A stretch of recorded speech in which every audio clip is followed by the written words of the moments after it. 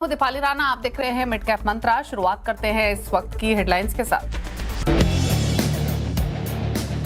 बाजार में नहीं टिका गैप अप, निफ्टी ऊपरी स्तरों से करीब 200 पॉइंट फिसलकर 23,650 के करीब आया।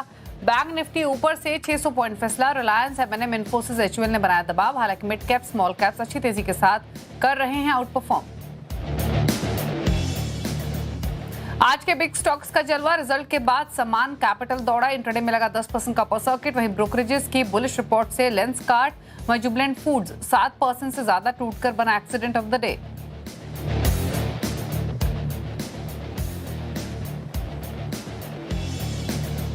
कैपिटल गुड्स और डिफेंस शेयरों में आज सबसे ज्यादा तेजी, 1% से ज्यादा चढ़े दोनों सेक्टर इंडेक्स। साथ ही रियल्टी, केमिकल में भी रौनक। वहीं आईटी, एफएमसीजी, एनबीएफसीज में हल्का दबाव।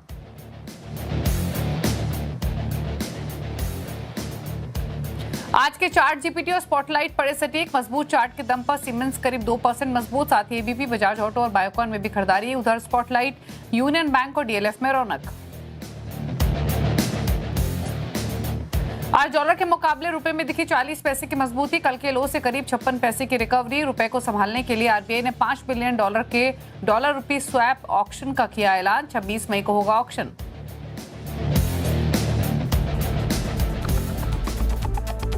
आप देख रहे हैं मिड कैप मंत्रा। प्रतिफिन मार्ट कहरी जुजारे हमारे साथ मौजूद हैं। फटाफट से पहले लेकर आते हैं समय का बाजार का हाल आपकी स्क्रीन पर। मार्केट में कोई भी स्ट्रेंथ टिकने में नाकामयाब हो रही है और आज का ही सेशन अगर आप देखें तो उठापटक देखने को मिली है। इस समय की करंट लेवल्स आपकी स्क्रीन पर लेकर आते हैं। देखते हैं निफ्टी, बैंक निफ्टी में क्या रुझान देखने को मिल रहा है। तो शुरुआत तो ठीक हुई थी लेकिन उन स्तरों पर टिका नहीं और अब दिन के लोअर लेवल्स पर कर रहा है ट्रेड। इस समय 23,622 के एग्जिस्टिंग लेवल्स हैं जो कि दिन के लोअर लेवल्स हैं। सिमिलरली बैंक निफ्टी भी अपने दिन के ऊपरी स्तरों से कमजोर होकर ट्रेड कर रहा है। दिन के लोअर लेवल्स पर निफ्टी बैंक इस समय आ चुका है।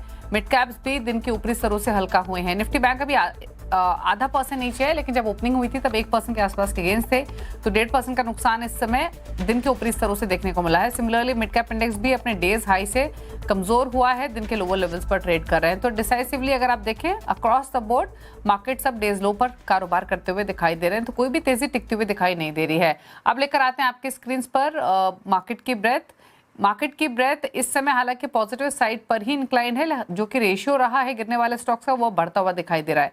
1207 स्टॉक है जो कि गिरावट के साथ कर रहे हैं ट्रेड। 1818 स्टॉक है जो कि तेजी के साथ कर रहे हैं कारोबार इस समय के सेशन में। एक बार लेकर आते हैं अब सेक्टोरल हीट मैप, पूरा एक मार्केट का स्नैपशॉट। निफ्टी, बैंक निफ्टी के लेवल्स तो आपने देखे ही, लेकिन रुपया लगातार रिकॉर्ड लोअर लेवल्स बना हुआ है। जैसे हेडलाइन में भी आपने सुना, आरबीआई लगातार मेजर्स ले रहा है रुपए को सपोर्ट करने के लिए। फिलहाल 96.46 के लेवल्स है। ब्रेंट, कल हमने इंटरनेशनल मार्केट्स में ओवरनाइट में गिरावट देखी, 110 111 से फिसलकर 105 106 पर आया। फिलहाल 106 के आसपास ट्रेड कर रहा है, एक डिप लेने के बाद थोड़ा सा रिकवर होकर, लेकिन ब्रेंट इस समय 106 पर कारोबार करते हुए। अब लेकर आते हैं सेक्टोरल हीट मैप आपकी स्क्रीन पर। तमाम सेक्टर्स पॉकेट्स दिखाते हैं इस समय क्या रुझान देखने को मिल रहा है। तो काफी मिक्स्ड ट्रेंड्स हैं आज के सेशन में। अच्छा, जो हरे निशान में जहां पर कारोबार हो रहा है वो गिने चुने सेक्टर्स हैं, जैसे कि डिफेंस में 1% की बढ़त है। कैपिटल गुड इंडेक्स 1.1% मजबूती के साथ कारोबार कर रहा है। रियल्टी में 1% के गेन से। बाकी मेटल जो हरे निशान में दिखाई दे रहा है, फिर फार्मा या ऑटो या पीएसयू बैंक, ये बिल्कुल फ्लैट ट्रेड कर रहे हैं, कोई खास बाइंग यहाँ पर है नहीं। गिरावट वाली साइड पर भी बहुत ज्यादा वीकनेस कहीं नहीं है। निफ्टी बैंक %0.5 नीचे हो गया है, फाइनेंशियल %0.5 नीचे है, एफएमसीजी आईटी में भी %0.5% की कमजोरी है। ऑयल एंड गैस अगेन बिल्कुल फ्लैट कारोबार कर रहा है। लेकिन इन मार्केट मोमेंटम के बीच में ट्रेडिंग स्ट्रैटेजीज क्या हो सकती है उस पर बातचीत करते हैं। हरीश बने हुए हैं। हरीश, नमस्कार, स्वागत है आपका। बताइए पहले तो निफ्टी, बैंक निफ्टी यहाँ से फर्दर नीचे जा सकते हैं क्या? टिल मार्केट क्लोजिंग क्या व्यू रहेगा दोनों इंडेक्स पर? गुड आफ्टरनून दीपाली जी। बिल्कुल देखा जाए तो मार्केट एक अच्छा शुरुआत तो हुआ था लेकिन मार्केट ऊपर लेवल पे टिक नहीं पाए, तो वहां से कंटिन्यूसली प्रॉफिट बुकिंग देखने मिल रहा है इंट्राडे लेवल्स पे। तो देखा जाए तो सपोर्ट जो है मुझे लग रहा है कि आज के ट्रेडिंग सेशन में, मॉर्निंग सेशन में 50 डे मूविंग एवरेज तो ऑलरेडी क्रॉस कर चुका था लेकिन उस लेवल्स पे भी टिक नहीं पाया। तो मुझे लग रहा है कि 23,700 से 710 के आसपास एक शॉर्ट इंट्राडे के लिए इमीडिएट रेजिस्टेंस है, तो उसके ऊपर निकलता है तब जाके फिर से एक बार थोड़ा बाइंग देखने मिल सकता है। फिलहाल के लिए सपोर्ट देखा जाए तो 23,400 के आसपास है, तो हो सकता है कि निफ्टी वापस जो कल के लोस थे 2-3 दिन के लोस के आसपास वही से रिकवरी देखने मिल रहा है, तो वो लेवल्स फिर से रिटेस्ट कर सकता है। तो उसके बाद ही मुझे लग रहा है कि निफ्टी में एक बार फिर से उछाल देखने मिल सकता है। ओवरऑल बिल्कुल ऊपर लेवल पे सेलिंग प्रेशर है मार्केट्स में। जब तक एटलीस्ट 23,800 के ऊपर टिक नहीं पाता है, 850 के ऊपर टिक नहीं पाता है, तो मुझे लग रहा है कि निफ्टी इसी एक ही दायरे में ट्रेड करते हुए नजर आ सकता है। और जिस बैंक निफ्टी की बात कर रहे हैं तो बैंक निफ्टी में भी ऑलमोस्ट देखा जाए तो सेलिंग प्रेशर बढ़ता हुआ ज्यादा नजर आ रहा है, क्योंकि जिस तरीके से एक पॉजिटिव कैंडलस्टिक कल बनाया था लेकिन ऊपर लेवल पे टिकने में नाकामयाब हुआ है। तो बैंक निफ्टी में देखा है तो स्ट्रॉन्ग सपोर्ट जोन बन रहे 52,800 के आरेपन मुझे लग रहा है कि वो लेवल्स में अहम रहेगा। अगर 52,800 अगर टूटता है तब जाके फर्दर सेलिंग प्रेशर देखने मिल सकता है बैंक निफ्टी में। ओके, स्टॉक स्पेसिफिक स्ट्रैटेजी क्या रहेगी? आज के लिए दो स्टॉक्स पर रहेगा। जिस तरीके से मार्केट में मूवमेंट है मुझे लग रहा है कि हेल्थ फार्मा और हेल्थ के सेक्टर में थोड़ा अच्छी मूवमेंट देखने मिल सकती है।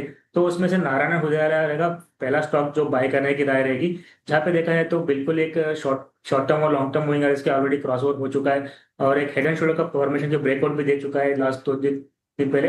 तो यहाँ पे खरीदने की राय रहेगी नारायण हृदयालय में, जो कि टारगेट्स बनेंगे 2000 का और स्टॉप लॉस मेंटेन करना चाहिए 1850 का नारायण हृदयालय में।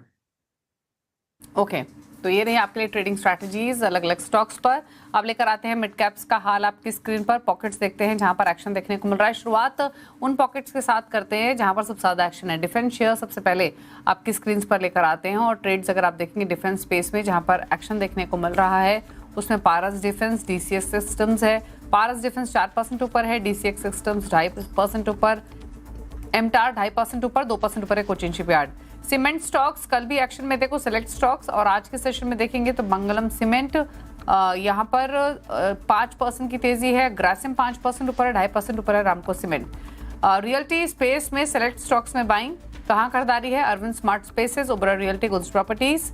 अरविंद स्मार्ट स्पेसेस में 3% का मूव, 2% ऊपर ओबरा रियल्टी है, गुड्स प्रॉपर्टीज 1% ऊपर है। मिड कैप गेनर्स कुछ दिखाते हैं आपको, उसमें Lenskart, then Total Gas, GVTND है और साथ ही टाटा कम्युनिकेशन जहां पर तेजी देखने को मिल रही है। मिड कैप्स में कुछ और स्टॉक्स में।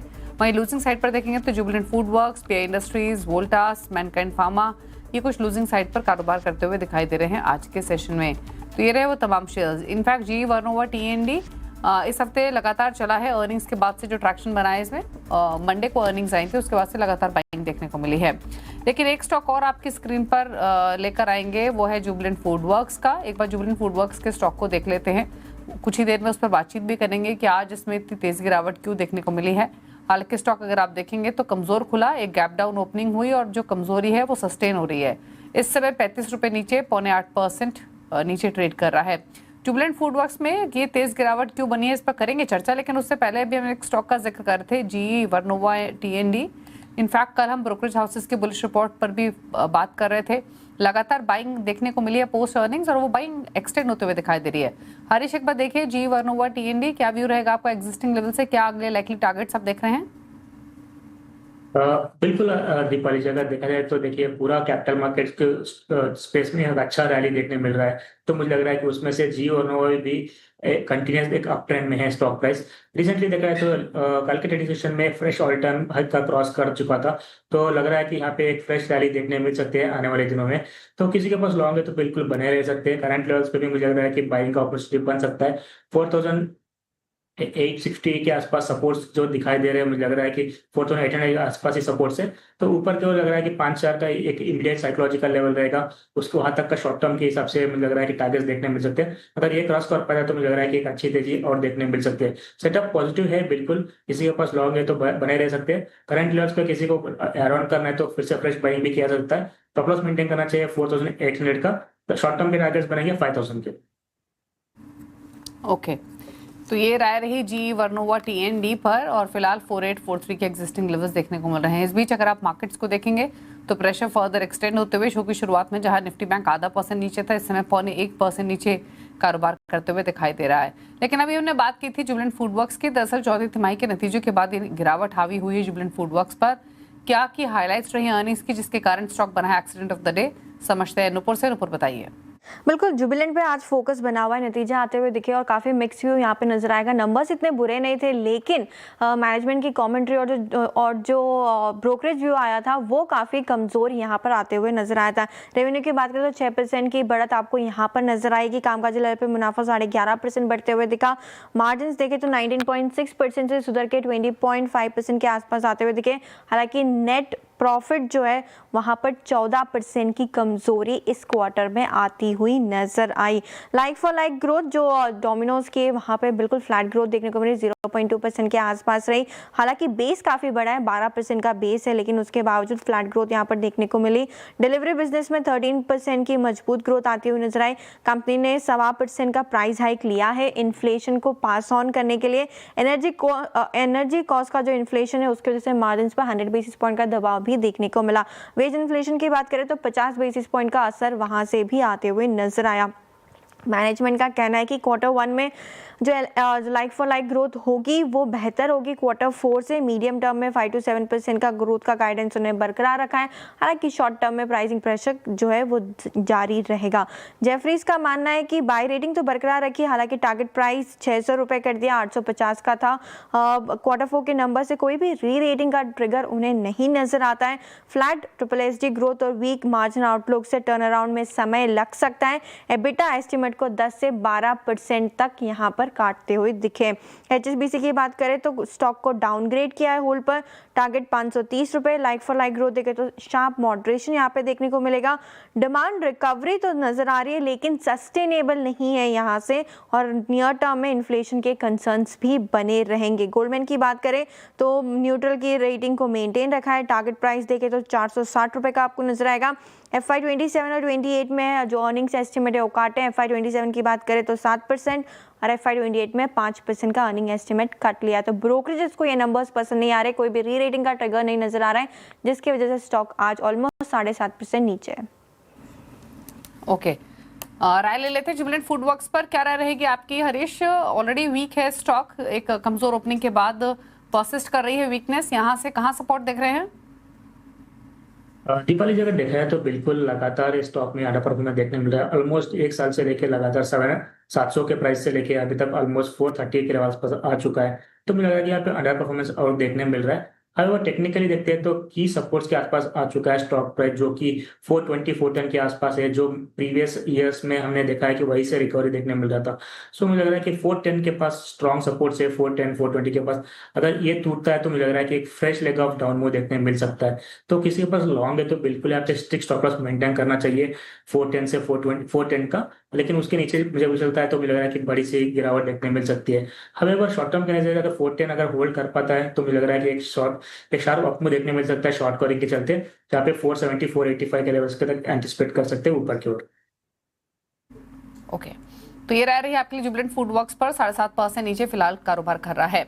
और पीएम मोदी ने 2047 तक देश को विकसित भारत और $30 ट्रिलियन की इकोनॉमी बनाने का लक्ष्य रखा है। ये महज एक सपना नहीं बल्कि नए भारत की हुंकार है। ग्लोबल लीडरशिप इस महालक्ष्य का ब्लूप्रिंट सिर्फ इरादों से नहीं बल्कि एक ठोस रोड मैप से साकार होगा।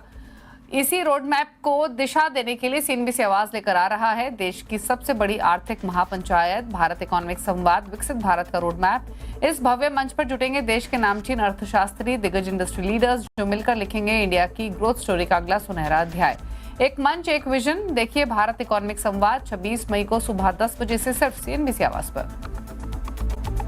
के बाद आपका स्वागत है। आप देख रहे हैं मिड कैप मंत्रा। और प्रधानमंत्री नरेंद्र मोदी की 5 देशों की यात्रा सिर्फ कूटनीति नहीं सीमित तक नहीं रहेगी बल्कि भारत में निवेश के बड़े अवसर लेकर आई है। दुनिया के दिग्गज कंपनियों के CEO से मुलाकातों के बाद भारत में अरबों डॉलर के नए निवेश पर सहमति बनी।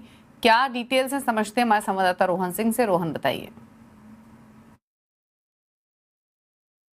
जी, प्रधानमंत्री नरेंद्र मोदी की 5 देशों की यात्रा जितनी सफल रही डिप्लोमेसी के लिहाज से उतनी ही इंपॉर्टेंट रही इन्वेस्टमेंट के लिहाज से भी।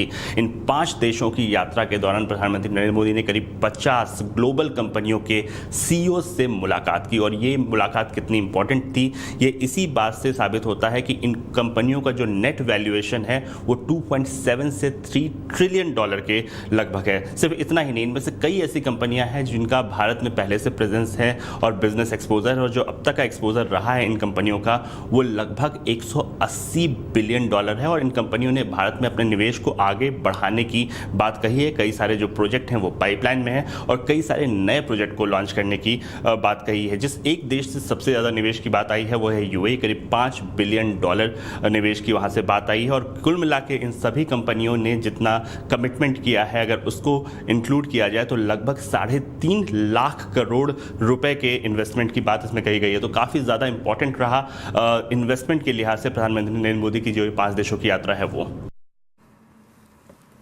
शुक्रिया आपका रोहन, ये डिटेल्स बताने के लिए। लेकिन इस बीच वापस से क्विकली एक नजर मार्केट्स पर डालते हैं, और मार्केट्स में इस समय दिन के लोअर लेवल्स पर ही ट्रेडिंग होते हुए दिखाई दे रही है। निफ्टी, बैंक निफ्टी, सेंसेक्स तीनों दिन के लोअर लेवल्स पर कारोबार कर रहे हैं। मिड कैप्स भी दिन के निचले स्तर पर ही आकर ट्रेड कर रहे हैं। चलिए रुक रहे हैं इसी के साथ एक ब्रेक के लिए। ब्रेक के उस पर कुछ और खबरें आपके लिए लेकर आएंगे। जल्द वापस आते हैं, आप देखते रहिए मिड कैप मंत्रा। स्वागत है, आप देख रहे हैं मिड कैप मंत्रा। और पैसा कमाना तो सब जानते हैं, लेकिन उस पैसे को सही रफ्तार से बढ़ाना एक कला है। बाजार के इस शोर शराबे के बीच क्या आपका म्यूचुअल फंड पोर्टफोलियो वाकई आपके मुताबिक दौड़ रहा है? अक्सर हम जोश में आकर ढेरों फंड्स तो खरीद लेते हैं, लेकिन क्या उनमें सही बैलेंस है? सही पोर्टफोलियो कैसे बनाएं, इस पर हमारे मैनेजिंग एडिटर अनु सिंघल ने बातचीत की त्रिवांता वेल्थ के फाउंडर और CEO कीर्तन शाह से। सुनिए क्या कॉन्वर्सेशन हुआ।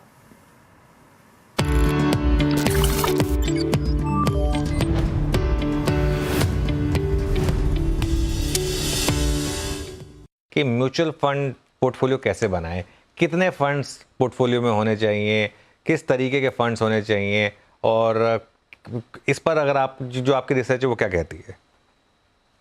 मुझे ऐसा लग रहा है कि लोग जब म्यूचुअल फंड्स में पोर्टफोलियो कंस्ट्रक्शन की बात करते हैं तो अनफॉर्चुनेटली बहुत ज़्यादा फोकस सही स्कीम सिलेक्शन पर रहता है, ना कि पोर्टफोलियो कैसे मैं सही करूं। तो मुझे ऐसा लग रहा है सबसे पहले वो जानना और वो समझना बहुत ज़रूरी है इन्वेस्टर के लिए। मानिए मेरे पास 100 रुपये, मुझे तो HDFC का स्टॉक भी अच्छा लग रहा है, ICICI भी अच्छा लग रहा है और एक्सिस भी अच्छा लग रहा है, पर अगर मैं मेरा 100 रुपये इन 3 स्टॉक्स में डाल दूं तो स्टॉक लेवल पर तो शायद स्टॉक सही है, पर क्या मेरा पोर्टफोलियो सही है? शायद पोर्टफोलियो सही नहीं है। तो यही गलती मुझे लग रहा है कि इन्वेस्टर्स करते हैं कि फोकस बहुत ज्यादा सही स्कीम सिलेक्शन पर होता है, ना कि पोर्टफोलियो कंस्ट्रक्शन पर। तो मुझे ऐसा लग रहा है कि अगर आप लॉन्ग टर्म इन्वेस्टर है, 8-10 साल का इन्वेस्टमेंट होराइजन है और थोड़ा सा अग्रेसिव इन्वेस्टमेंट अप्रोच है, तो मेरी सलाह ये होगी कि आप तकरीबन 70% पैसा डोमेस्टिक इक्विटी में रखें और 15% पैसा गोल्ड में और 15% पैसा ग्लोबल इक्विटीज में। अब ग्लोबल इक्विटीज में सिर्फ यूएस पर फोकस करें, मुझे ऐसा लग रहा है कि बहुत दूसरे मार्केट्स लेटली पिछले 18-20 महीनों में ऑफ कोर्स चर्चा में रहे AI थीम की वजह से, पर आई थिंक जो थीम्स आप प्ले करना चाहते हो इन जनरल भी आपको यूएस में मिल जाती है। तो अगर पोर्टफोलियो लेवल पर 70% डोमेस्टिक इक्विटी, 15% गोल्ड और 15% यूएस फोकस फंड्स में निवेश करें, तो मुझे ऐसा लग रहा है काफी एक अच्छा डाइवर्सिफाइड पोर्टफोलियो बन सकता है। पर इसके लिए आपको तकरीबन 7-8 साल का इन्वेस्टमेंट होराइजन चाहिए और थोड़ा सा रिस्क एपेटाइट भी।